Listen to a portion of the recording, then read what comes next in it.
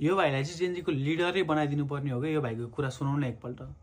So यो message चाहिँ मेरो होइन प्रिन्सिपल सरको लागि। कस्तो पागल बुढो हो म्या, 2 हप्ताको बिदा मलाई 2 महिनाको होमवर्क दिएर बसेको क्या साइकको जस्तो होइन। अन्त पागल भइसक्यो म्या, अघिदेखि होमवर्क गरेर चाहिँ सकिँदै सकिँदैन त मुला।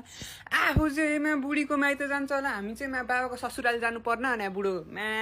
आफू चाहिँ दसैँ इन्जोय गर्ने अरे, हामीलाई चाहिँ होमवर्क देखाएर पागल जस्तो म्या। बस यदि यो होमवर्क गर्दा नि गर्दिने, यति स्कुलमा आएर मा होमवर्क गर्न भनेर पिट्यो भने चाहिँ हामी जेन्जी हो भाइ, सबैजना उठो मा, अफिसै फुटाइन्छ। अनि त्यही त भने, आफू चाहिँ बुढीको माइत जाने टिका लाउनलाई, हामी चाहिँ हाम्रो मामा घर जानु पर्न, बाबुको ससुराली जानु परेन। हामी चाहिँ आफू चाहिँ मोज गरेर हिँड्ने, हामीलाई चाहिँ होमवर्क गदा पेलाइ जसरी होमवर्क दिएर नि हुन्छ कहिले। हो भाइ हो, एकदम बोल्नुपर्छ, सल्युट छ तिमीलाई। अलिकति स्कुल जाँदाखेरि चाहिँ ढाड जोगाएर जाऊ। हाम्रो पाला यति बोलायो भए त ढाड फुस्काउँदै बुढाले।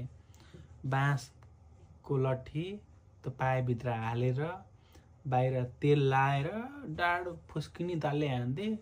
अलिकति गएर बाँच्न मन छ भने गएर अब माफी माग्ने हो कि के गर्ने हो, बाँचेर जाऊ, अरू त के भन्नु पर्यो, त्यस्तै हो।